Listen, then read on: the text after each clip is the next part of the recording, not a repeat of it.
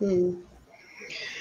And good evening, LBE community, family, friends, supporters, fans, everyone, wherever you are. We are really excited, as always, to be here to bring you another awesome topic. This evening, we're going to be talking about the fact that fairy tales and princesses are just not a part of the lived Black experience for we as Black women.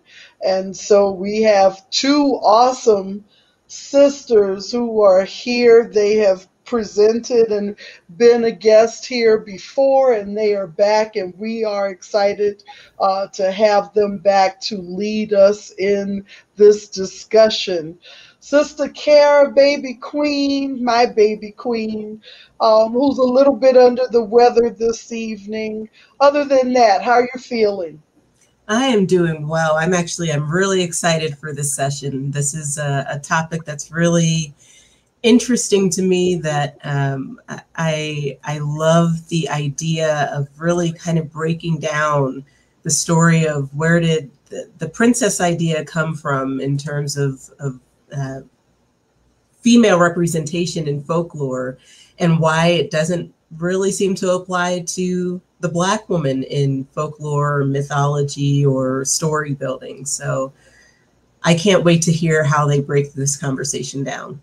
Exactly. I'm excited too, and especially since Disney has tried to give us a few princesses of ethnicity. So I'm really excited to have this discussion this evening. So I look forward to seeing you on the other end for Q&A. Absolutely. All right. Well, and with that, everyone, it is my absolute pleasure to introduce our two speakers this evening. Both speakers are returning guests of the LBE project, but we are thrilled to have them coming back to lead this conversation.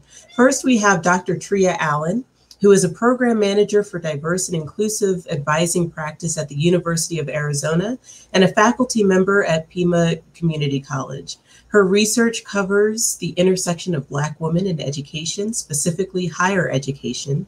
She is the curator of underground retention programs, Auntie Networks, and most recently the developer of an African American Studies program at Pima Community College. Also joining us this evening is Dr. Mary Roaf. Dr. Roaf is currently an assistant professor of ethnic studies at Stanislaus State. She completed her PhD from Temple University in applied anthropology and is a critical scholar whose teaching and research examine social inequities in education, specifically the school to prison pipeline in relation to race, class, and gender. Dr. Roaf's scholarly interests also include women of color feminisms and popular culture, and she has several years of professional experience as a K-12 teacher, coach, and as a public policy advocate in the nonprofit sector. Welcome.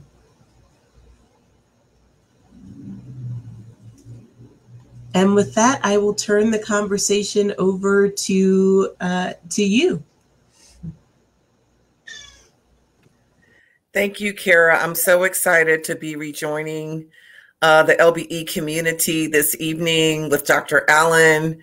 I will say that we just experienced so much synergy and excitement and fun in brainstorming and putting together what we hope is a really illuminating and rich and robust presentation that sets us up for real talk about why there are no Black princesses and how this impacts Black girls and women.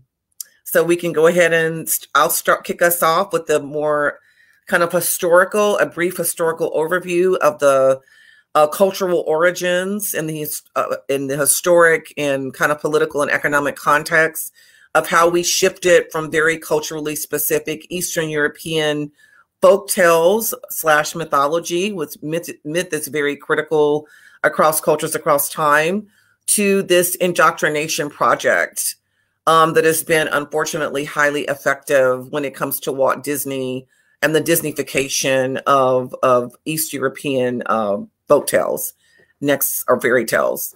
Next slide, please. Here we are. So we're happy to see you again. We are storytellers, we are scholars, and we are weavers, right? We're going to be weaving together a new narrative that reclaims our full personhood, our full agency, and our full sovereignty as Black women. Next slide, please.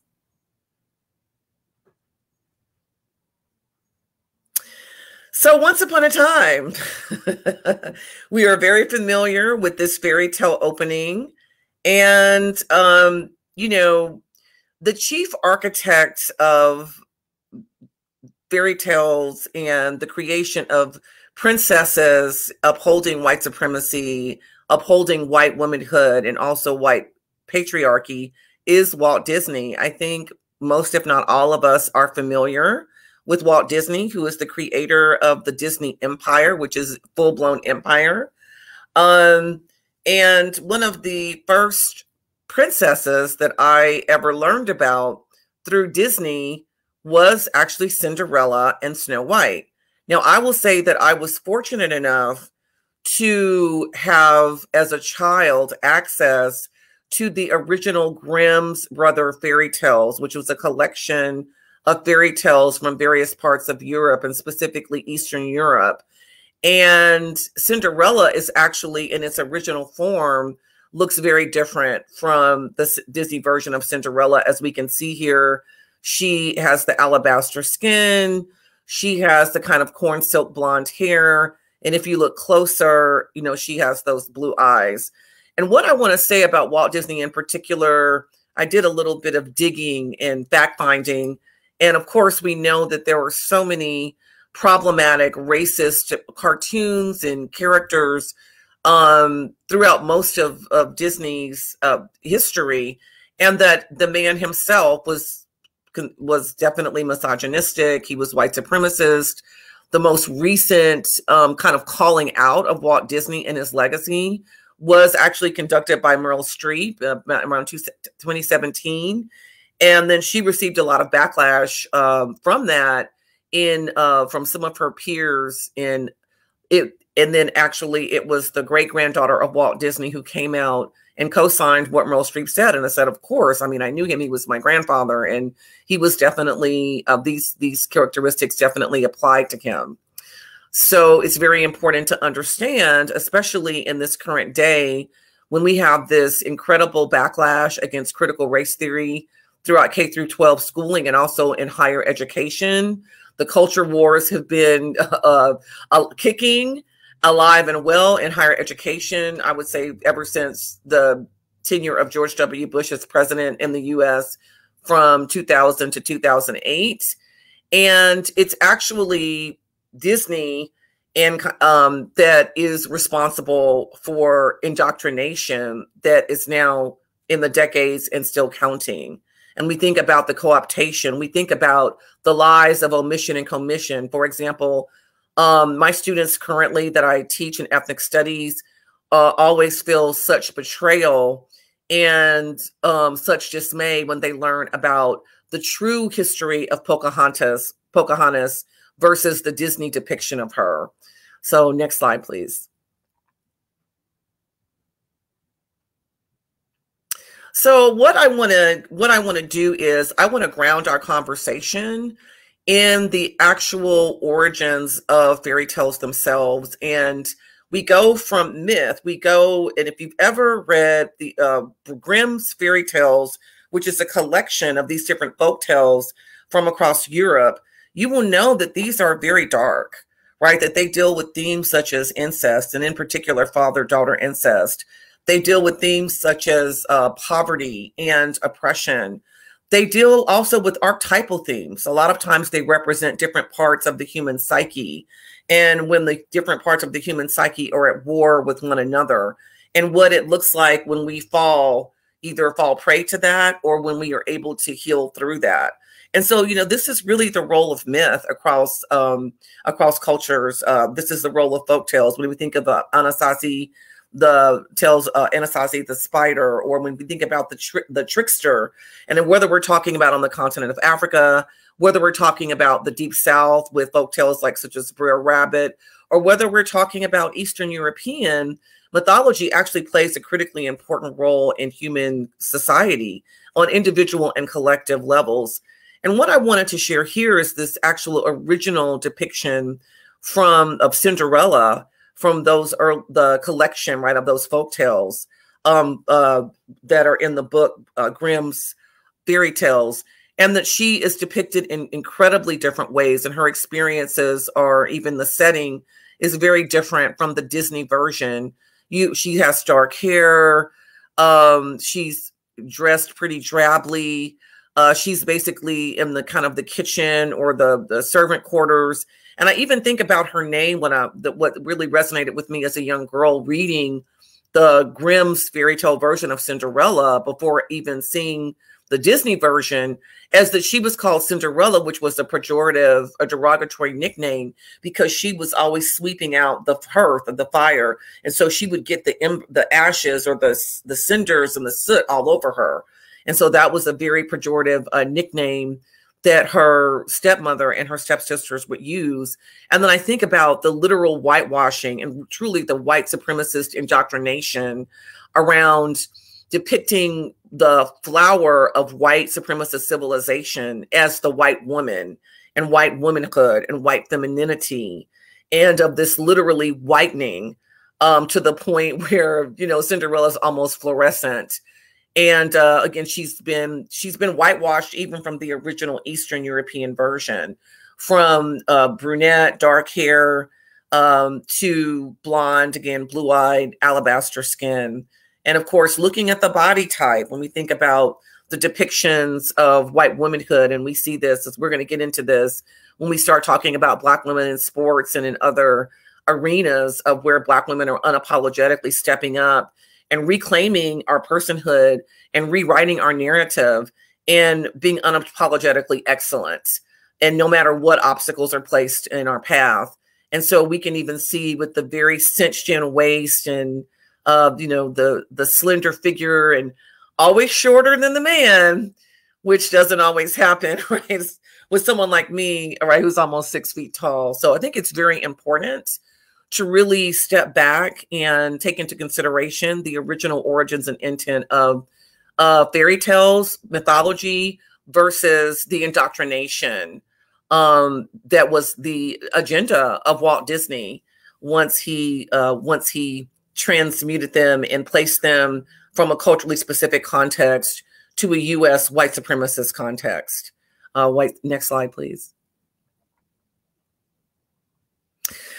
So to date, and like Bernadine said, we're being thrown some crumbs by Disney. There's a lot of kind of money and symbolic, superficial woke activism and representation, even on the part of a Disney. And the only Black princess that I know to date, and when it comes to Disney films, is Tiana and the Frog. And for much of the film, Tiana herself was also a frog, which I have read The Princess and the Frog. And it is just amazing to me that this original fairy tale was altered to such an extreme degree, where there's very particular reasons why the princess is in human form and the frog, which is actually a disguised prince who was cursed, is not. Throughout that fairy tale, there are also deep, like, archetypal reasons for that, kind of representing the super ego and the id. And in this film, it was completely distorted, right? And if we understand through that lens of anti-Blackness and of absolutely refusing to grant Black women not only full womanhood, but also just intrinsic humanity and personhood. So for most of this film, Tiana is also a frog. And I'm like, this actually is just a complete kind of distortion of the actual original fairy tale. And this is the only, Black princess to date. We'll get into some of the changes that are happening around color conscious casting, for example. But yeah, this is the only one to date, especially in animated form. Next slide, please.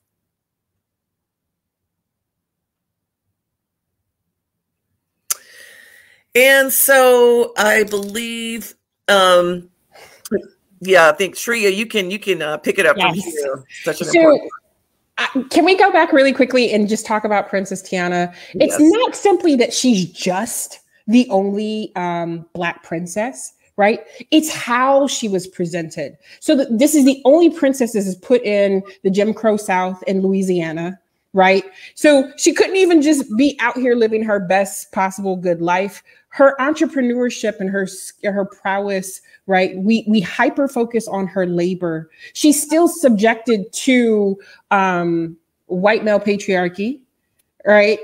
Because these are the I believe it's the two banking brothers who basically hold the key to her being able to get into. And we'll talk about this a little bit later in our presentation about this idea of strong Black woman and the Southern Belle and how they conflict, but how both of them very much need each other. So at the time that Princess Tiana comes out, it's actually like almost a decade-long process. Disney kind of like plops in, they're like, okay, we'll have Aladdin, and then we'll have Pocahontas. And then people were like, oh, there's something missing here. And Disney's like, hold on, we've got a Black one coming. So even this final iteration of this film that we did see is 10 years in the making. Communities come out. They have several focus groups, right? But she still is not allowed to be a princess. And so it's actually she's being defined, right? So Tiana is defined by what she is not in comparison, or if you juxtapose her to Miss Charlotte LeBeau, I think is her name, right? And so this is highly problematic because for the majority of this film where she is human, all we see her doing is working. And when she's not working, she's a frog. And so if you go to the next slide, Scott Foundas, who is a film critic who took, and as if I can add, is a white male film critic, right, from USC, who simply says children watching Disney animated films, specifically in context of Tiana, but he goes on to say that animated films learn something from them about these characters and how these characters function in society and what they are entitled to and what they're not. And that makes an impression on an impressionable mind. So what Scott doesn't realize that he's describing here is socialization, about where Black women and Black girls belong. And so even if you think about the marketing behind the Disneyfication of like these princesses or this idea of being a princess, Disney has made millions off of like these marginalized princesses, right? So don't worry, y'all. We have Sleeping Beauty. We have Aurora. Who are the other ones? Cinderella, Snow White. And just for a pop of color, we're going to go ahead in there and throw in Aladdin, Princess Jasmine, Tiana. And I believe and actually Pocahontas does not make an appearance in the franchise. Now there's a new princess. Oh, also Mulan. But Mulan does not appear like, so when I go to the dollar store and buy the counting cards or Mulan is not readily pictured there, right? And one can argue, and there's a new princess, Raya, right, who is maybe like Pan-Asian, right? Because she doesn't really not tie down which Asian community she belongs to, but like this almost ambiguousness about what culture she actually belongs to. But in terms of marketing, she's able to fit anywhere, right? But we probably will not see Mulan in the Disney princess franchise because of her culture, her physical cultural adornment does not allow her to easily fit into the marketing plan. Even though we are now making live action versions of all of these films. So when Scott is talking here about how young kids are impressionable, what he's really talking about is how we are socialized. We are socialized to believe what we can and cannot do, which behaviors will be sanctioned, and which behaviors will be allowed to have, right? And so this is very strategic when we think about, well, why have we never heard the narrative or the story or the possibility that Black women and girls can indeed be royal. I have a couple of thoughts, right? And we'll learn more about them later on, but that's just my 2 cents. Next slide, please.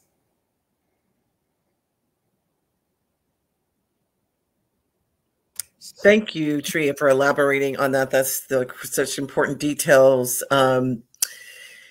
So I wanted to also put a historical context when it comes to the fact that Black bodies in particular ways, and specifically Black women's and Black men's bodies and Black children's bodies in particular ways, have and continue to uphold white supremacy in very real, in very concrete, and very material ways, as well as very psychic, right, in ways.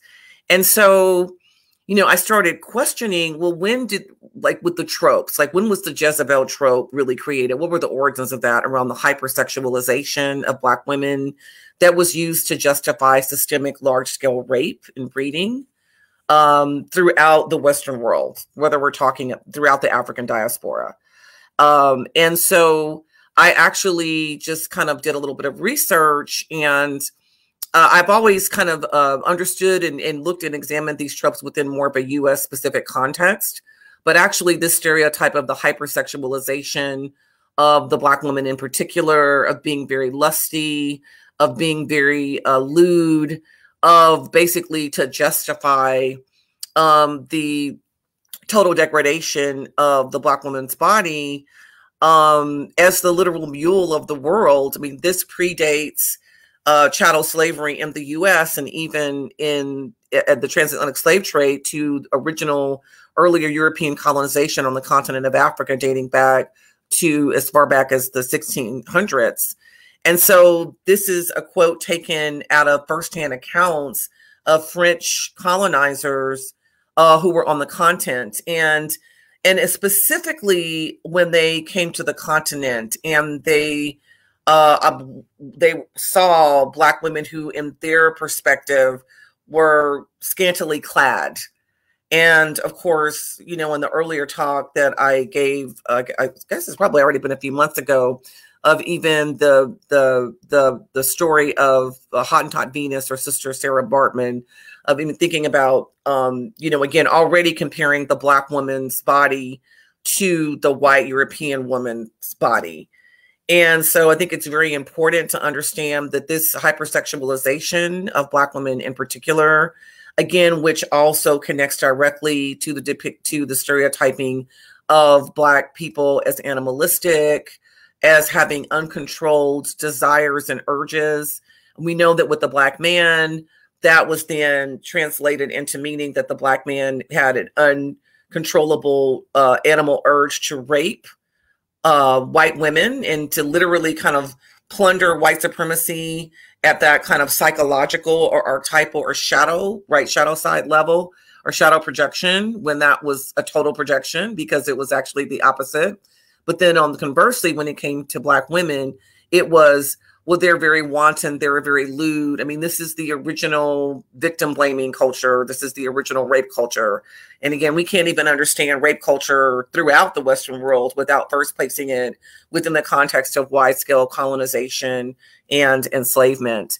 And this is actually a figure, and this is not a figure that's indigenous to the continent of Africa.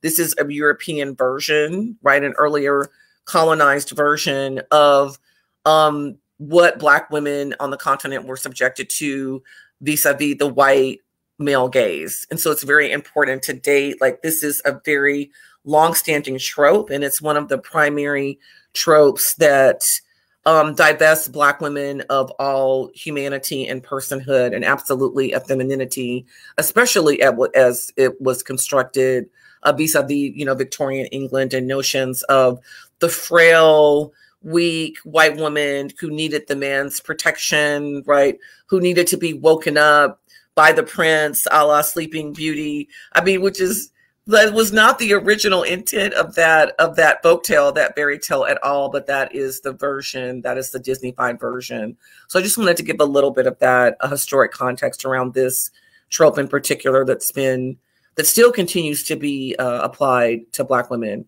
Next slide, please. So I'm going to turn it over to Treya to go into some additional tropes of Black womanhood. So one of the things I always want to remind everyone who is studying Black women or who interact with Black women is that the tropes of Black womanhood are actually not created by them at all. So we call them tropes or characteristics or types, but really what they are propaganda, right? So you have Mammy, Sapphire, Jezebel. We talked a little bit about Jezebel, the tragic mulatto, right?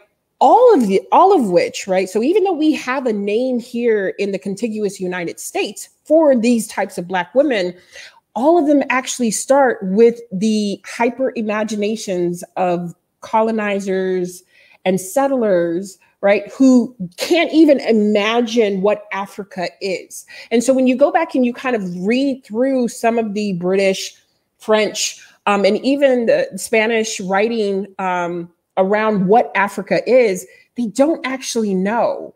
What we do know is very quickly that one, in about the 1400s, Africa was actually the leading Europe and more technologically advanced. We run into this idea of a master narrative when you have what we call the French authorities, like actually trying to describe what Africa is. Romans trying to describe what it is. As a matter of fact, they didn't even call it Africa. Some of them called it Liberia. Some of them called it Ethiopia as a whole, right? But these tropes, specifically within the United States, Mammy is a propaganda piece, right? It's supposed to make us believe that Black women were just happy to serve their white masters and push their family aside because white masters were really what they were bred for, right? Then you also have Sapphire. Brittany Cooper has this really wonderful quote that says, Black women turn to sass because they're not afforded this opportunity to be enraged or raged. So Sapphire is like I talk about this often, how all of these tropes appear in higher ed, but Sapphire is the wisecracking, sassy Black woman, head shaking, I'll get you together woman. And, we believe that it's great, not we Black women, but we say things like, I will say the dominant power structure says things like, well, that's just my Elizabeth. Go on to Elizabeth. Elizabeth will take care of you. Whatever Elizabeth says, that's fine. Elizabeth, sassiness is the only time we can actually critique white malehood or dominant narratives without being shut down and being called angry Black woman. Then you have Jezebel, and we talked a little bit about Jezebel, but is mostly represented by Foxy Brown. And then things like the tragic mulatto. So this is actually Dorothy Dandridge. And so the tragic mulatto is really like this person who doesn't fit in an Africanized world or a white world, but is kind of just stuck in between, which makes absolutely no sense at all when you think about the diversity that occurs just on the continent of Africa, not the country, but the continent, right? And the variations in between. Next slide, please. So these tropes just don't stop here, y'all. We've actually merged them and we've created other ones. So you have things like the angry Black woman, and most represented by Serena Williams and former First Lady Michelle Obama. And this is a tactic used to silence, right? So anytime we are defending ourselves or, really speaking our piece, very intellectually and authentically, but even if it wasn't intellectually or authentically, we are labeled angry Black woman. Now, for those of y'all who are out here and are like, well, who cares? What does this have to do with Black princesses? You would be very, very surprised that if the definition of Black womanhood is the antithesis, right? So the opposite of white womanhood, then we can't be princesses. We can't be of any royal line. Why? Because what would happen is we would null and void all of these tropes. We would actually be allowed as Black people, as Black women, to have more than just a struggle story, right? I definitely want to honor my ancestors who came through chattel slavery, but I also acknowledge that not all of them did, right? And they led really normal, whatever normal is, lives. They had the full range of emotions available to them. So we talked a little bit about strong Black woman earlier. And right, so Annalise Keating, like from How to Get Away with Murder, clearly defines this, but strong Black woman is actually not a new trope. Strong Black woman actually predates even chattel slavery, right? So comments about historians saying, oh, the African women are strong, virile, right? In many cases, even stronger than men. So these narratives don't even belong to us. But strong Black woman, right, is also this trope that allows us to not be treated as human, to be considered as being able to be the mules of the world. Oh, she can take it. She doesn't need it. It's also the reason why Dr. Sims, well, he wasn't a doctor, but Sims and Anartha, Sims is considered the father of gynecology, who is doing medical experimentation on Black women who could not consent, enslaved Black women, right? In order to find a way to better help and serve white womanhood. Strong Black women aren't allowed to feel. They're not allowed to have the full range of their emotions. You can do things to them because they're strong and they can take it, right? And you need that juxtaposition against the Southern belle who is fragile and genteel and needs a man to wake her up. And honey, the greatest thing in my life I could do is marry up, right? And then you have things like hashtag Black Girl Magic. Now, some of you may be saying, but that's something that Sister Kashan and her Black Girls Are Magic created. Yes, but this is a perverted sense, right? Because we have twisted Black girl magic to only include a certain type. So only Beyonce can be Black girl magic because, again, let's go back to what Dr. Roaf was talking about, that cinched waist, the physique, the lightened skin.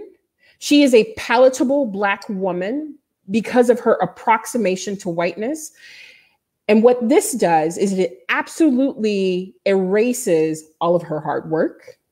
It makes it seem like she can just do it overnight. And so it's not even magical in the sense, it just happens, right? So it just appears out of nowhere, but it erases all of the hard work. And it also limits who can be Black girl magic. So you must achieve a lot. And that achievement has to go beyond what is thought of as normal. So anyone remember Simone Biles and her brilliant moves and how she can't be rated because she's so far advanced that it doesn't give everyone else a chance to catch up. How some of her moves are illegal. It completely erases all of the hard work that she does. Next slide, please. So in telling you about these tropes, I also want to tell you what the function of the tropes, the origin and the function of the tropes. So imperialism, capitalism, enslavement, colonization, always, always, always, always. But more so than that, it's a justification for chattel slavery. It's a justification for sexual assault and violence, right? Because you're not human. You can take it. You were built for this. It's the dehumanization. It is the justification for the dehumanization and also the validation. See, they're not really human. They do these magical things. They want it. But then there's also social sanctions that happen, right? So silencing and the invalidation. Now, the image that I used of Serena Williams in the last slide showed her in her brilliant tutu that she had constructed specially to twirl on her haters, namely the French. Well, a cartoonist then takes that same image and like makes her almost monkey and ape-like, throwing a tantrum, not able to fully express her emotions. And so for many people, they were like, well, that's just how it is. But if you read the caption, the official is telling the very slim appearing European other woman tennis player, can you just let her win so that we don't have to hear her mouth? Can you just let her win because she's not fully emotionally regulated? Can you just let her win because she defies the norms? And we want to make sure that she knows it's not because of her hard work that she deserves to be treated with respect, but it's because we just don't want to hear her, right? Next slide, please. So one of my very cool historians, Deborah Gray White, says the brunt of white supremacy patriarchy has been maintained by the control, violation, and abuse of Black women's bodies. So I got to read that again because we kind of skim over that. And especially if you are a Black woman or belong in a Black community, it has become so commonplace for you to be abused that we almost become desensitized to it. But the brunt of white supremacist patriarchy is maintained, has been and is maintained by the control, violation, and abuse of Black women's bodies through rape, reproduction control, and medical experimentation from slavery to the 20th century. And in very real ways, I would say even until the 21st. We had a young family, a young Black family who chose to give birth at home and had to go to the hospital. And because they refused to give their child's blood for experimentation, the police were called on them. How dare you make decisions for your own body? That was last week, y'all. So next slide, please. So when we are thinking through these things, the real question becomes, and Dr. Roaf, you got to jump in here, is who gets to be conceptualized as a princess? So before Dr. Roaf jumps in here with her commentary, let me just tell you the backstory. BAPS comes out in 1997. Very Southern Atlantic, Black, unapologetic culture. Two dope sisters who are entrepreneurs who have dreams of making it big. So they go to, LA to enter a dancing contest, to use their talents to get the funds to start this business. This immediately becomes, a couple of things happen. Bayer is the young lady or the woman who wrote this movie, but it's directed by Robert Townsend. Robin Townsend cuts a lot of her screenplay, right, to emphasize Black culture. But when it comes out, Ebert, is it Siskel and Ebert? I hope I'm saying their names right. They failed to rate this movie because it has no substance. One of the comments was, it's about 30 minutes of hilarity and then it's all downhill from here. Mind you, the women were self-affirming entrepreneurs who were striving to make a better life for themselves. Pretty Woman also comes out in the late 90s. Julia Roberts is positioned as a white woman who is prostituting, has dreams and aspirations of doing something else, but then meets Richard Gere's character and agrees to be his live-in sexual partner for a certain amount of money. The backstory on this one is several prominent white women actors at the time refused to take this movie. One, because they either had conflicts, or two, because it was morally, incorrect, right? For what white womanhood should be represented as.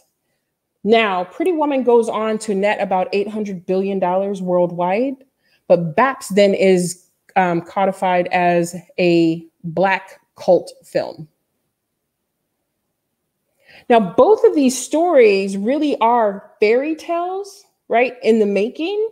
However, who gets to be justified as an American classic and who is relegated to Black cult films?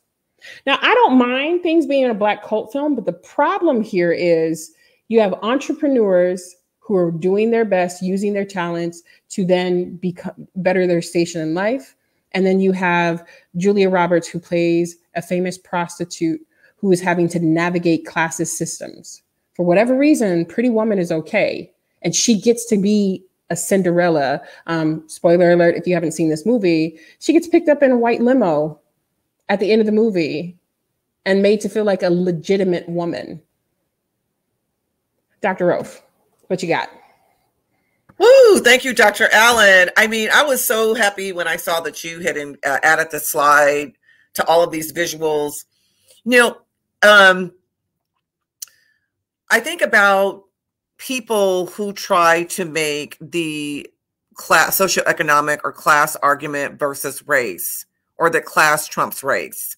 And this is an example, really compelling example of where these are women from somewhat similar socioeconomic backgrounds, although the Halle Berry and oh, I hate that I cannot remember the actress. She passed actually this year, but the Babs characters actually were of a higher socioeconomic status technically because they were entrepreneurs. And we know, again, for people who don't understand African American culture and Black women culture in particular, and the longstanding entrepreneurship of Black women in hair care, starting with the first Black woman millionaires, Madam C.J. Walker, right? Not having any of that political, economic, and cultural context, of course, they're going to be super dismissive.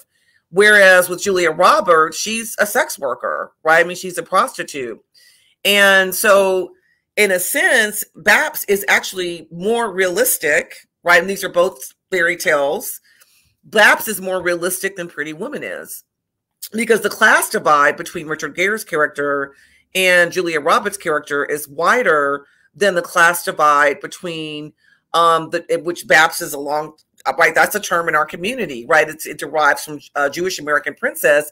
And again, what I really appreciate about what Troy Beyer, who wrote the script, was she was intentionally really playing with socioeconomic status and kind of bougie-ness is what it's called in middle-class Black culture when she did this movie elevating these women who were very resourceful, who were unapologetically self-affirming. They were pursuing their dreams, and they were very specific about their dreams. So when they're hired to be the caretakers for an ailing, wealthy white man who just so happened to have had a relationship with a Black woman when he was younger, they already had a very clearly defined vision. And by the end of the film, they were fulfilling or realizing those dreams in ways that we see proliferating right now, right? With the fashion design, and I don't know, I know that there was with they went in together as partners in the business, as chefs and as fashion designers. And I mean, I think this statistic, this data point is still true. Black women have been the fastest growing group of entrepreneurs in the US, I would say in the last 5 to 6 years. This is something that actually is happening every day.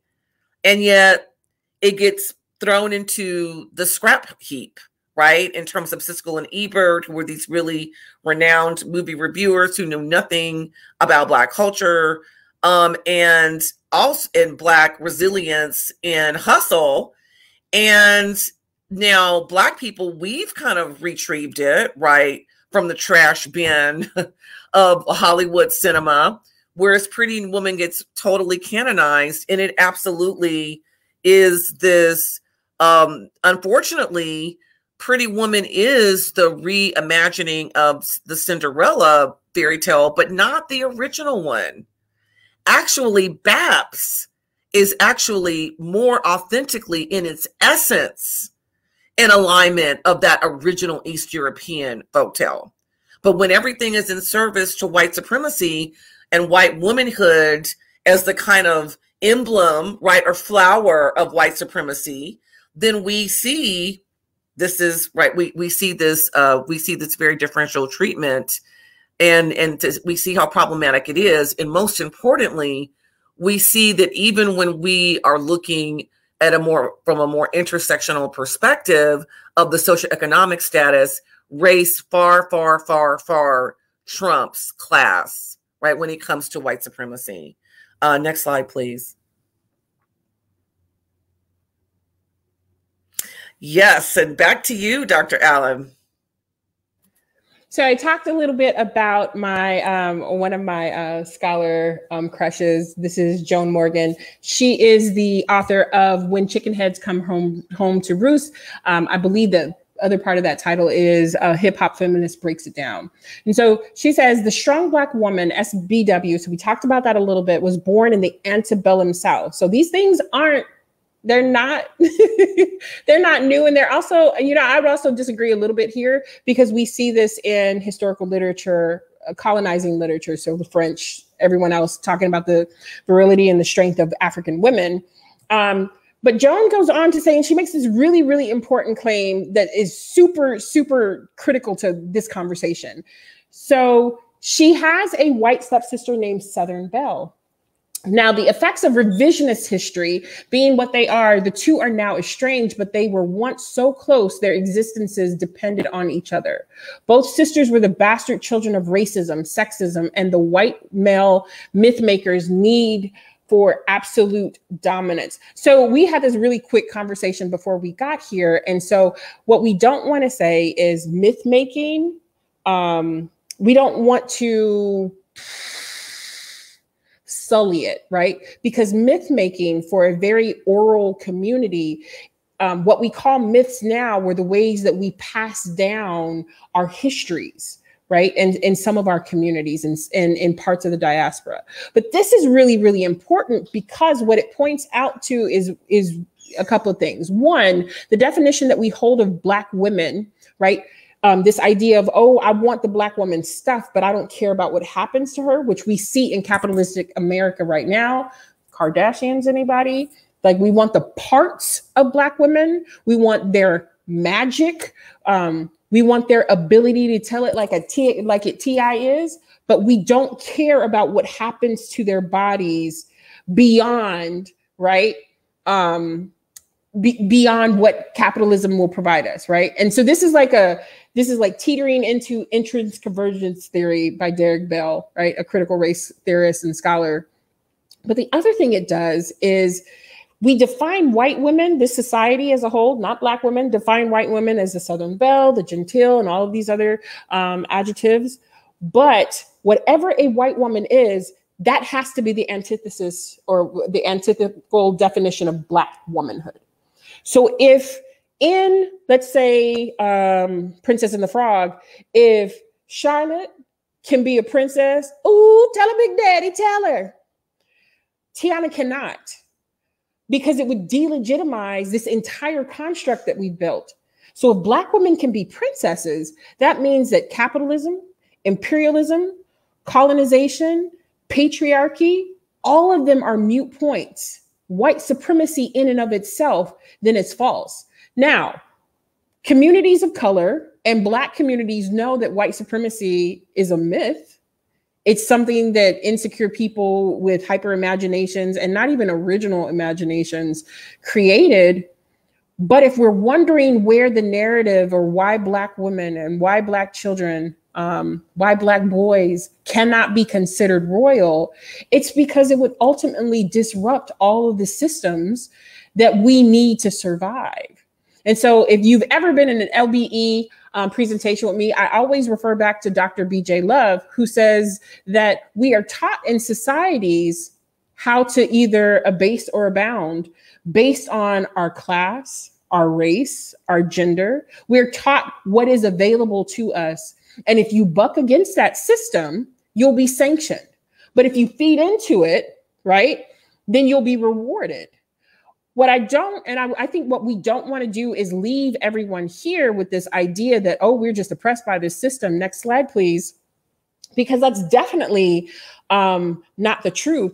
I will tell you that Black people, Black women, Black communities have been creating their own narratives. Now, whether they are listened to or not, you could call me a chicken head, you can call me a hoe, but when I go home, I am my daddy's princess.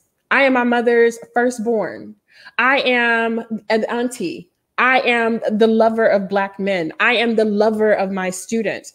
You can call me whatever, but we create our own narrative and we have agency to do so. So when we're looking on the screen, one of my favorite examples, images here is Lisa Ray McCoy.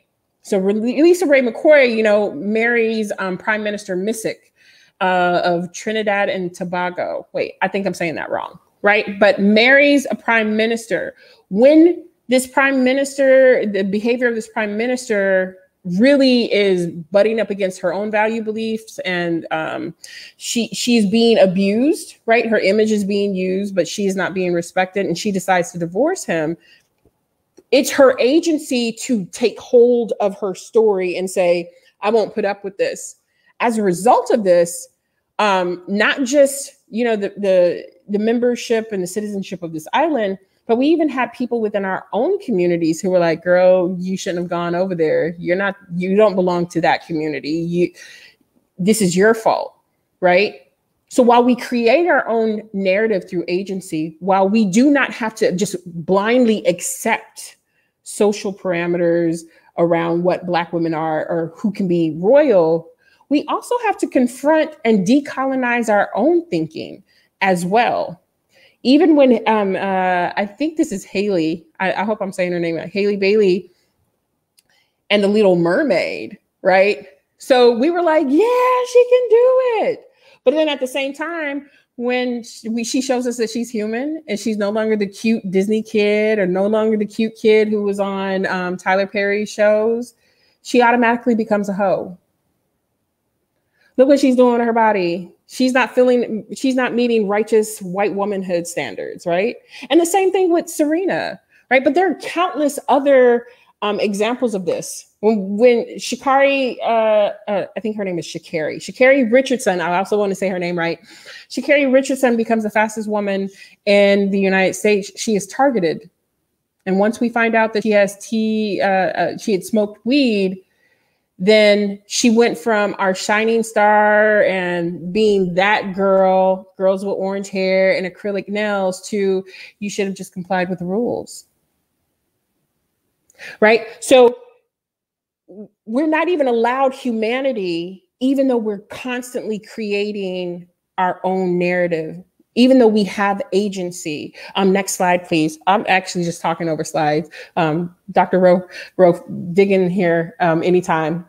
But what I wanted to do today is, because we don't highlight the stories, now we definitely have Meghan Markle, y'all, but I think that's a different conversation. I think Dr. Roaf and I agree that this is a different conversation. But we do have Black royalty that exists and have existed. I've only highlighted some of them. Omo Aba of Abeokuta was actually a Nigerian princess who then moved to London and was significant in the nursing field there, right? Because in London at the time, England, as a whole, would open their doors to Black people, but to do the jobs that they didn't want to. So nursing as a profession, very much the same way here in the United States, is defined by Black women and then codified by certification systems and white patriarchal structures. But she's significant in the advances that she makes. And then the movie about her life, which is on a certain type of film, has become lost. So we don't actually have data. Amoba Aina of West Africa, here you see the colonized picture. She becomes the goddaughter of the Queen of England, right? But she's taken from her own definition of womanhood. Now, we do have data, and I invite any and everyone who has a child, or if you're a teacher or anyone, please go and look up these amazing women. But she's removed from her context. We do have her history, and she's treated as the goddaughter, which is another way of saying fetished. She's fetishized by the Queen of England, right? But we do have her history, and she's from West Africa. But then our more recent examples of Black royalty, we have Princess Keisha. Yes, y'all, we got a Black princess named Keisha, and a Black mayor too. Princess Keisha Omilana of Nigeria, American born, but falls in love with an amazing prince. And she didn't know he was a prince. So Hallmark, write this story, right? If y'all have watched Hallmark and you've seen the same narrative, like really amazing young lady falls in love with the prince, doesn't know he's a prince, and then all of a sudden he's like, I love you. This is actually the story of Princess Ariana Austin and Princess Keisha Omilana, right? both of them. Princess Ariana Austin, her marriage was in 2017, I believe, and she is from the DC region. Princess Keisha Omilana of Nigeria. She was actually, she's a model.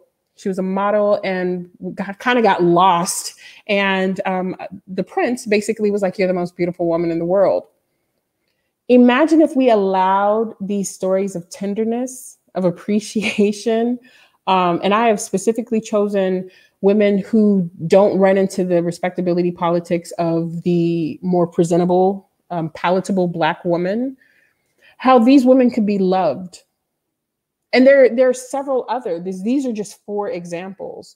Next slide, please. As I stated before, and I started to, next slide after that. Talk over these things that we can't just point fingers. We also have to decolonize our mind. And so this illusion of agency and respectability politics, I think, Dr. Roaf, jump in here, but Bonnetgate, right?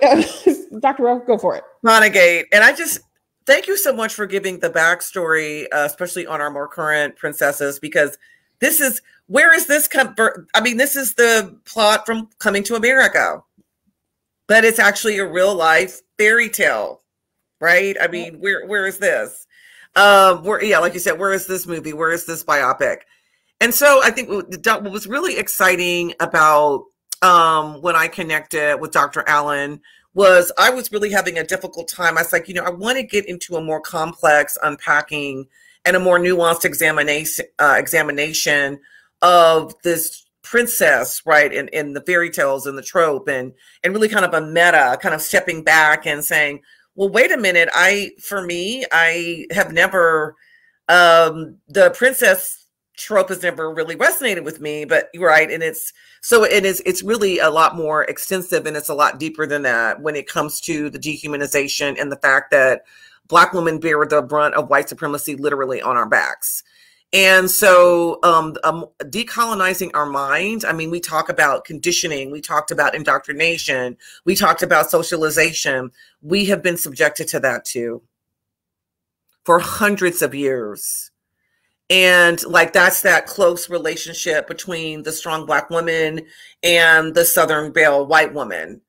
And so there's the internal work to do in order to fully reclaim our agency, and especially in order to create our own narratives. And so, I think it's just really interesting of how respectability politics and how it's weaponized. And again, it's weaponized differently against Black women and girls versus Black boys and men. I think about in my home state of Arkansas back in 2013, when there was literally legislation that was going to make it illegal to wear sagging pants. And this was specifically targeting Black boys and men. It's like, how do you criminalize? We don't criminalize skinny jeans, right? We don't criminalize polo shirts with the collar popped up. I mean, right? It just, so this surveilling and this policing of the Black body itself. And so unfortunately, again, sometimes we are the greatest enforcers, right, of these tropes, of this indoctrination within, towards ourselves and towards one another, and policing one another. And so, it's like what I learned very quickly on looking at some of the original footage, for example, from the civil rights movements that the phase during the 50s and 60s prior to the Black Power movement, when you had Black girls and boys and women and men in what we would consider full Sunday garb, with suits, with dresses, with gloves, they were being hosed down. They were being brutally attacked and beaten. They were having these German shepherds that I'm starting to see again when I see the white people with the big German shepherds. It's been a thing for the last couple of years. I get really nervous. I'm like, oh, y'all are giving me Nazi concentration camp guard tees, and you're definitely giving me the Bull O'Connor, right, the notorious Alabama sheriff, sicking the German shepherds on Black people who respectability is never saved us, and it's not going to save us, right? So how do we create a different kind of a narrative? And I think another aspect of the dehumanization of Black women is these are individual Black women who are making individual choices. Like, I'm like, what are they? And then our obsession with the white gaze. What are they going to think of us? We're individuals. They're individuals. They don't represent me, just like I don't represent any other Black woman. Right. So it's like, this is an aspect of decolonizing the mind. And how do we actually also apply this when it comes to the whole notion of the princess, the Disney, right, white supremacy, whitewashing princess narrative versus, for example, the actual specific cultural origins of these fairy tales. So we just thought it was very, very important to make sure that we included this part of agency is the deprogramming and the healing from the internalized white supremacist. Ooh, Dr. Roaf, you speaking my love language. I think this is our last slide, but like I had so many thoughts around this. So, Khara, please feel free to come back. Yes.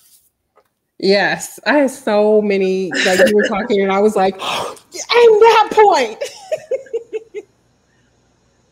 Well, and first of all, thank you both. That was an amazing presentation. I'm often, in listening to these, just kind of caught up to the point that I'm kind of forgetting to write down some of the questions that I have. And this was definitely one of those sessions where I just wanted to listen and hear. So if there are points in these questions that either of you want to go back to, other points that you didn't get to cover during the presentation, I definitely encourage you to, because I'm sure I and the audience would love to hear them.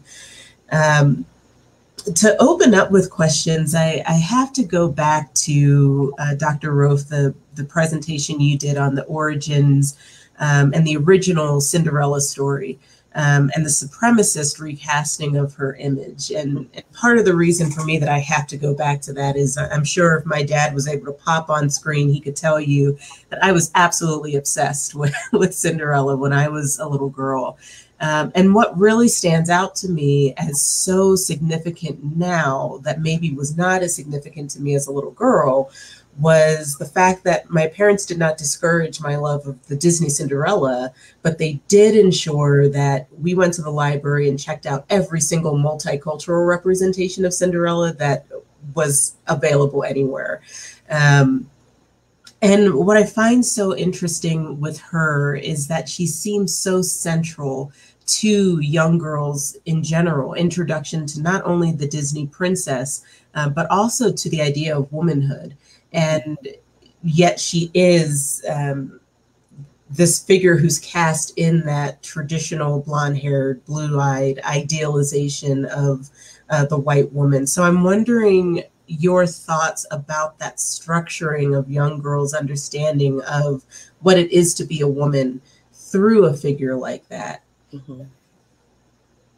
Wow, thank you for sharing that, Khara. And yeah, it's very interesting because I was never discouraged from Disney, but I think, because I was born in '68, so Disney was just not, I was getting the indoctrination in other ways, like with the Black Crows and all of that. And, but like, it wasn't as kind of pervasive and established. It wasn't the huge multinational conglomerate that it is now. It's really taken over in so many ways in the ensuing decades.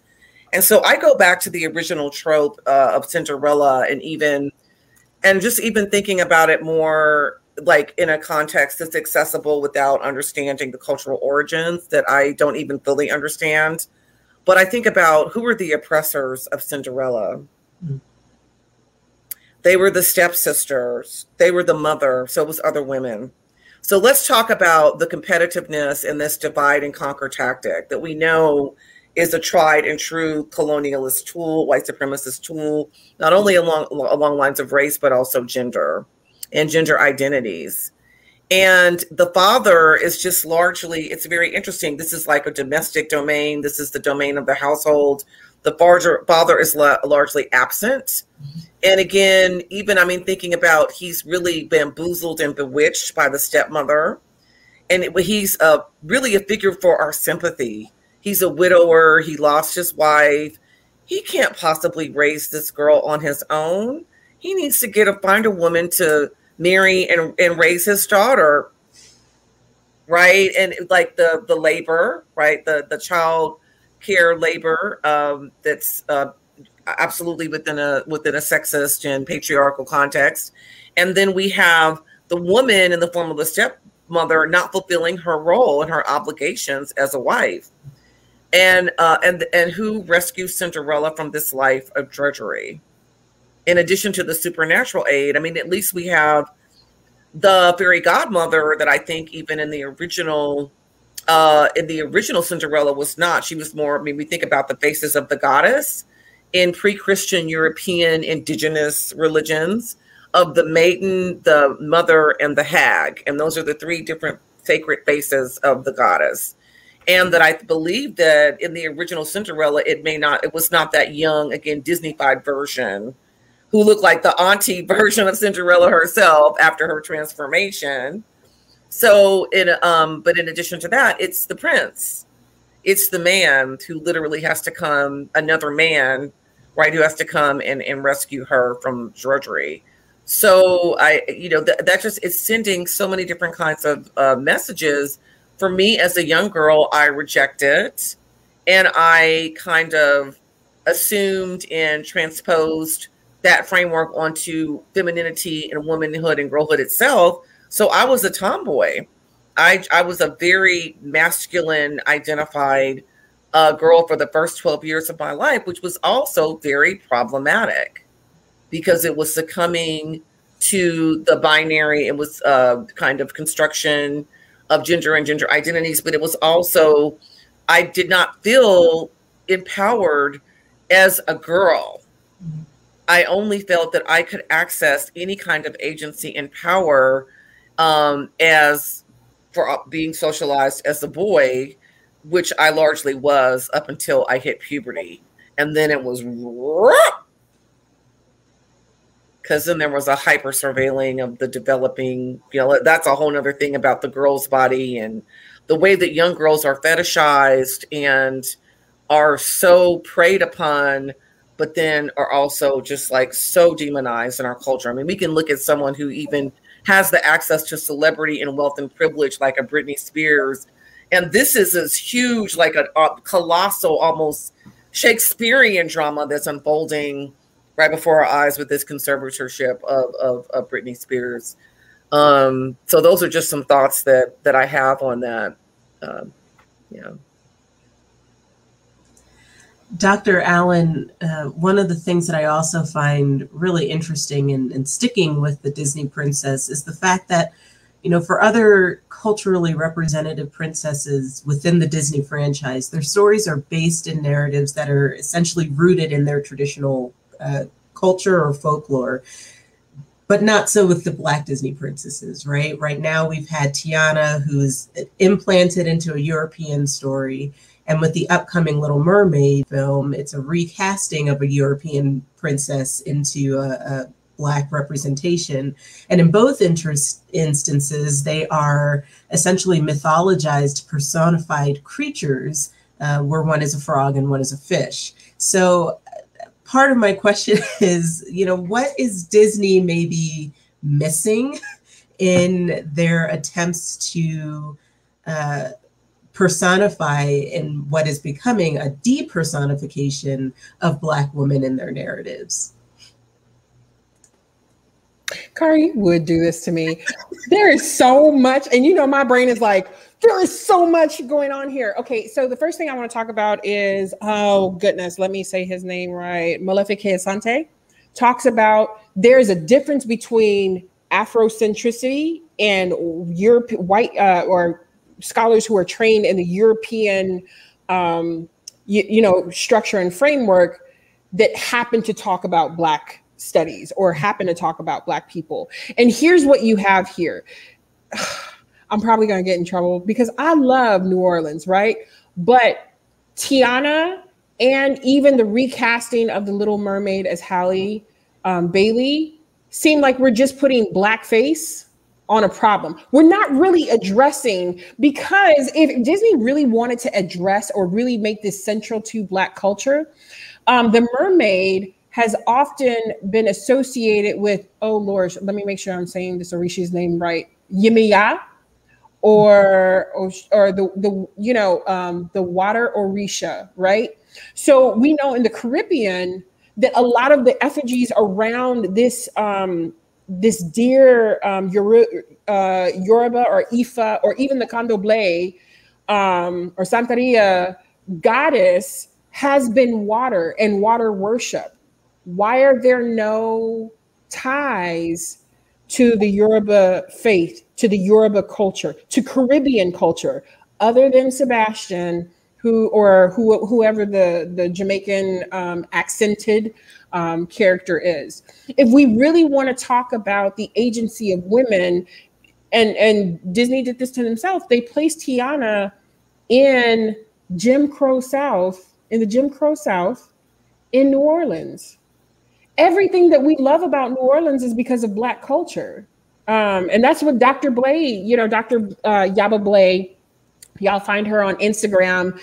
She does powerful work around these images. So really what we see here is Disney is putting a Black face on a Eurocentric, you know, framework and storytelling and myth. And do not get me wrong, it is important for every culture to have their folklore, their myths, their stories, their legacies. It's extremely important. The problem here is Disney is really like cherry picking things. So you're really not interested in Black culture. What you're interested in is getting the diversity piece. Oh, look, y'all, we got a yellow one and a brown one and a red one and a green one and a purple one, right? But the other thing that is highly problematic about this is summed up with Joanne Braxton. She writes this book, Black Women Writing Autobiography, and she says something to this effect. Black women have never been seen. We have been knowers, but we are invisible to this American culture like rain. And so essentially what she's saying is, yes, we have built this country. We have laid on our backs. We have laid bricks. We have bandaged people. We have put things together, but that's not a sexy story. That's not a sexy story. And we really don't have an investment. So my mother is from the South as well. And she would say things like, we had to watch white people. We had to watch these people because a laugh could be the difference between death and a genuine inquiry, right? So my parents and my grandmother were the last part of the Great Migration, but they literally had to study those who were in power. And so I should also say that when we say white supremacy, we don't mean white people. We mean this power structure, right? That proposes certain things. These two films about Black girls, I go back to this. Is Black culture not enough? Because y'all will have all sorts of films about it. You'll use it. You'll pull actual swag, style, right, from it, but you won't actually invest in it in ways that are instructive, in ways that actually tell our full story. But hey, y'all, we got Halle, and that's great. But where are the connections to Halle's roots? Where's the connection to, you know, how we built New Orleans? Where are those connections? And there's no investment in that at all. Does that make sense? Yeah, absolutely. For both of you, one of the things that I also find very interesting in Black and African folktales is that, at least in the readings that I've done of them, there are rarely that same trope of the girl who becomes a princess through marriage or whatever means. But there is that deep sense of both men and women within those stories being given a great deal of personal utility, wisdom, self-empowerment through shared cultural knowledge, and respect for cultural traditions. So I think the question for me there is, why do we see that distinction in traditional Black narratives that focus on empowerment and self-utility versus the traditional white or whitewashed narratives that seem to focus on the pedestal image or the woman in need of a Prince Charming and a rescue plan? Like, why is there that difference between those representations within those folklores? I'll jump in and I'll give kind of, especially with my background in anthropology and my longtime interest in cross-cultural mythology and folklore, because for me, from the time that I was a very young child, the indigenous African, Native American, and pre-Christian Europe spiritualities, right, mythologies always, and spirit ways always resonated with me far more than Christianity, which was an imposed, right, colonized religion. I mean, that is what it is. And it's not to, and I have deep respect for people's beliefs, and starting with my own family, and it just never, ever resonated with me. And so I think in part, when we put, whether we're talking about the continent of Africa, the Caribbean, the US-based folklore, it's really in this larger service of facilitated by mythology since time immemorial as the sacred journey. It is the heroine's journey. It is the vision quest. And it is looking at that and how that evolves and how it's very supple and it's very agile and it's very improvisational when we think about our other art forms such as jazz, such as country, such as, R&B.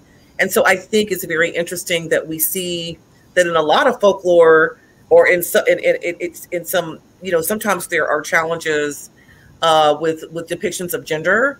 And yet, like you're saying, Khara, it's really fascinating to me that we don't see this distinction made between women, African descent women and men, because I think, again, in terms of this is coming from our actual roots and our actual legacies.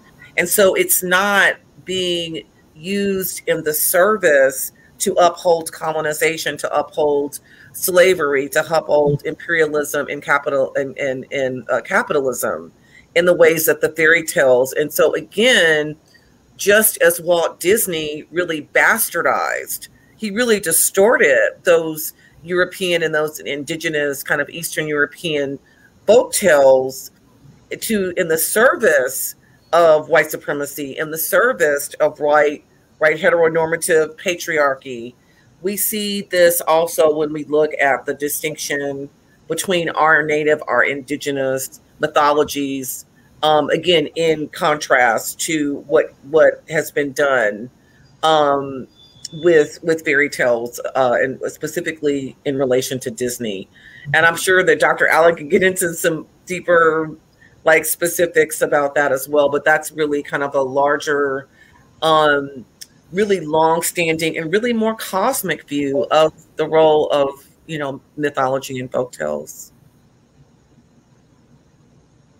Khara, there's this part in there where you ask why isn't Black mythology, Black folktales, why aren't they the same? I also want to remind us that we are an oral people. Mm-hmm. So the things that we do, the stories that we hold, are passed down both genetically and orally. So the reason why I put a paper bag on one of my niece's cuts is because it is science that has been passed down. Now, if I take that science to a hospital, they're like, no, that's not sanitary. But for people who have never had access to certain things, you've never studied us, you've never looked at how we had to make a way out of no way. We have science, we do research, and we pass that along in oral narratives, right? So even when you look at stories like Briar Rabbit, the Tales of Anansi, all of them are instructive because the griots who were holding them were passing down not just a story, but the story becomes one, coded language to pass message, but also to ensure wisdom continues, right?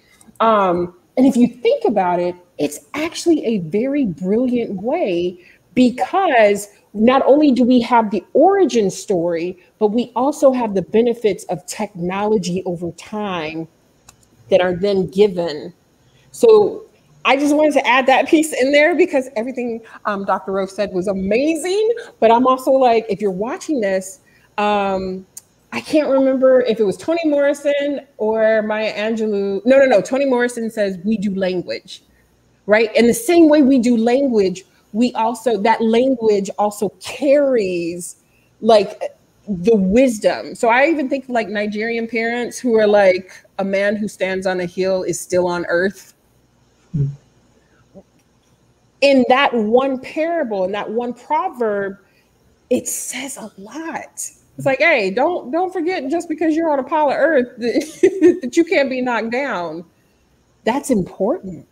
That's important. And that is the original purpose of fairy tales before capitalism, before Disneyfication, right? Before all of these other things. The other thing is this: we have to have stories in the hero's journey that justify the atrocities and our identity. So if you're a study of US history, that nationalism period, ooh, buddy, even our primer school manuals were like, we are the best. There's only one form of whiteness. It's still there. And so it's how we carry our culture in particular across the diaspora, right? Because everyone's different. Like, we got a lot of diversity in here, but we typically are an oral people. Wonderful. Thank you both. So I think you both kind of answered this question already during the presentation, but I want to ask it anyway. There's something that's really challenging to me in terms of seeing the strength of Black representation in our own stories, and the different narratives of cultural tradition, personal empowerment, wisdom, and so forth in African American and Black and African folklore and mythology. So it creates that sense of being torn in that idea of, we started with the question of why can't Black girls be princesses? And it raises the question of, should we be? When it comes down to that sort of, is our goal to find a place in the trope of the Disney, of the princess idea? Is it to find a place where we have the capacity to be that princess ideal? Or is the goal really to tear apart that trope and say, the princess is not the ideal, and that's not what we're aiming for? So what really is the goal in developing these narratives? I'm going to jump in really quickly. And for me, I want to keep it really simple and succinct. It's about the choice. It's about us having full access to the range of all of the possibilities, the full spectrum of possibilities. It's the fact that actually we do have historically and continue to have Black women who actually, in fact, are princesses. And it's expanding. It's going beyond this very constricted, very narrowly constructed notion of what a princess is, what a princess should look like, how a princess should behave. So for me, it's about, and I really recognize that. And I also, at the same time, I feel torn because there are so many systemic structural barriers that still, especially if we're thinking about, I think about the hypergamy movement. I think about like the Southern Belle and marrying up, and how there's a pretty thriving movement of Black women marrying up. When I think about, especially on different social media platforms, and I think about, well, let's look at the really intensive and ongoing and longstanding assault on Black men. So then a lot of times the possible partners, right, Black men don't have access to the same opportunities to be able to accumulate that kind of wealth and that kind of status in large numbers. So I think as long as we're intentional, as long as we're conscious, as long as we recognize these kind of structural, very real structural barriers and oppressions, and at the same time, I want us to have, for me, reclaiming the agency means fully accessing and expressing the full range of emotions, of gifts, of you know, the serious scholarly side, the fun, quote unquote, cool kind of ratchet auntie side, all of the different facets of who we are, and really wanting other Black women and girls to be able to have access to that full range as well. Yes, that's my answer. All right. I think my last question then for you both is, you know, we talked about the indoctrination and the colonizing of identity that happens in fairy tales and in these narratives that are shaping how young girls in particular are seeing themselves as women.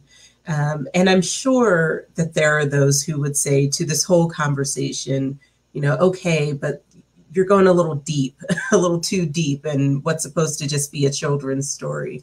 So I want to close us out in pushing back on that sort of a statement and just ask, why is it important to take this culturally critical look at those sorts of stories and what they're doing to our understandings of what it is to be a woman, what it is to be a Black girl, what it is to be Black in general? It's me. I'm up. Okay. So if y'all have not seen anything by Bell Hooks as a cultural critic, it becomes super, super important. And one of the things that she says is we cannot afford as a people, as a nation, to take things at face value. Everything in the world is a symbol. And if we allow a symbol to pass without critically analyzing, what does this mean for me? What does this mean for my relationship with other women, with other communities, with other cultures? And we take it at face value, we can end up doing damage, right? As a Black person, as a Black woman who identifies as a cis hetero Black woman, I can actually do damage and uphold white supremacy because I'm not willing to take a critical look at what I am giving to my children, right? Socialization is everywhere. Our original ideas, what I believe is an original idea, may not even be that. It may just be what I'm limited to. The way that I like to explain this is if anybody has ever been on Facebook and you live in Georgia right now, what you see on Facebook is populated by an algorithm. Well, I live in Arizona, so I may not be seeing the same things that you're seeing. So it is easy for someone who doesn't understand my approximation to the border to just be like, well, they're taking our jobs. What does that mean? It's easy for someone it's easy for me in Arizona to say, well, I mean, if they close down early voting polls, just get up and go on the other days without understanding what those symbols mean. So for people who are like, well, it's just a story, you have to understand socialization, unless you are every day fighting it, can still be upheld. We can uphold white supremacy. We can harm communities. As a historically excluded community, I can harm other historically excluded communities. I can be just as prejudiced, right? And paint communities with a wide stroke, a broad stroke, if you will. So it becomes, my children have hated me because I'm like, oh, you want to listen to rap music? Okay, let's break this down. What does it mean to be sipping on some scissor? Right? What does it mean? Explain it to me. Why is something dope? Right? In my best Jeffrey voice. So that's why it's important. That is why it's important for me. Nothing is ever simple. There is no such thing as, oh, it's just this. No, boo, it's not. And I want to respond, and I don't know if this will close out on a story that my sister an incident that my sister just shared with me. I grew up raised in the Southern Baptist and the Episcopalian Church. And in the Episcopalian Church, women Black people of color and LGBTQIA plus individuals can be ordained. And my sister was actually elected as bishop of the Episcopalian Diocese of West Tennessee. Now, we are the bastard stepchild of Catholicism, a la Henry VIII. I'm not going to get into that history, but there were some children that were playing, and it was a brother and sister who are a part of my, and this is actually, my sister was a priest prior to being elected bishop, and she's doing all of the liturgical survey. It's like Episcopalianism and Catholicism, it's the same services. It's very similar structure, but we don't have a pope. And obviously we're radically different in terms of the celibacy and the only men being ordained and all that. And so this sister and brother who went to my sister's church, and she's called Mother Phoebe when she was a priest. They were playing with a friend who was from the Catholic Church, and this was a girl. And what they did is, after parents came up and shared this with my sister when she was still a priest, and the sister and brother who are members of my sister's church, they after church would like to make believe, like you play doctor, like you play school. And so they have this little girlfriend over who's Catholic, and the sister, they were pretending like they were administering the sacrament and all of that. And it was the sister who was doing it. And so the little girlfriend said, girls cannot do that, right? She's in the Catholic Church. And it was the little boy who said, yes, they can. Mother Phoebe does it. That's the power. Probably the times when we develop and grow the most are from 0 to 2 years of age. And so that foundation is already laid. That's why there's such a colossal pushback against trying to decolonize K through 12 curriculum. Because the opposing forces understand why it's a big deal. Even with Halle Bailey being cast in the live action Little Mermaid, whatever, there was so much backlash on social media by white folks. They were like, no, they don't want their children to see that, even in these limited, superficially kind of the representation game. And yet even that, children are soaking that up like sponges. And that challenges it challenges the whole system. It is like a house of cards. It's just going to crumple. Like when we change, right? When we change these mass forms of socialization and conditioning. And that's why it matters. Well, thank you both. I mean, extremely thank you both for this full presentation, for your story sharing, for your engagement with this narrative, and for laying this out for us so well. I want to go read a book, but I also I think we all are walking away with a lot from this session. So thank you. And thank you to our audience who joined us this evening. As always, we appreciate you coming alongside this conversation, participating through just watching and listening and thinking about what's been presented. And we hope that you'll take this conversation and share it out into your community and with your friends and with your family, so that they can also learn alongside us.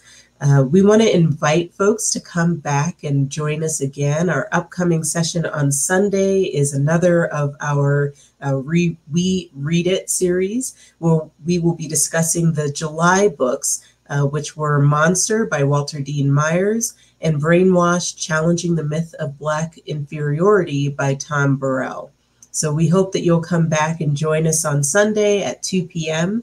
Right here on Facebook at the Murdoch Center page on Facebook, and you can also stream it later on YouTube from the Murdoch Center's YouTube channel. As always, we just want to remind folks that this project is dedicated to fully engaging the community in all aspects of the Live Black experience and facilitating community dialogues regarding it that lead to mutual understanding, respect, and reconciliation. We hope that folks will participate in surveying that we constantly are doing to figure out what are the upcoming sessions of this conversation. We want folks to be involved in creating the topics that are of importance to not only the Flagstaff community, but to Arizona, to the Black experience across the nation, and more we're seeing the Black experience across the world. So we invite you to continue participating in that survey and coming back to these sessions to engage with us. And finally, as always, we want to remind folks that this project is put together by the Murdoch Community Center, housed in and run by the Southside Community Association. So we ask that if you are enjoying these programs, that you continue to consider supporting this in a monetary donation. We will provide you with the link and with the ways that you can get connected.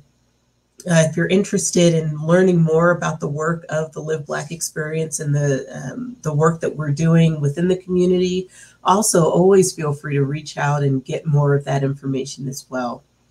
And with that, I want to say just one more time, thank you to Dr. Allen, thank you to Dr. Roaf, thank you to the community for joining us. We are so appreciative of both of your wisdom and sharing that with our community. And to the community, we say, as always, thank you. We hope that you have a wonderful evening and go out, be well, and be blessed.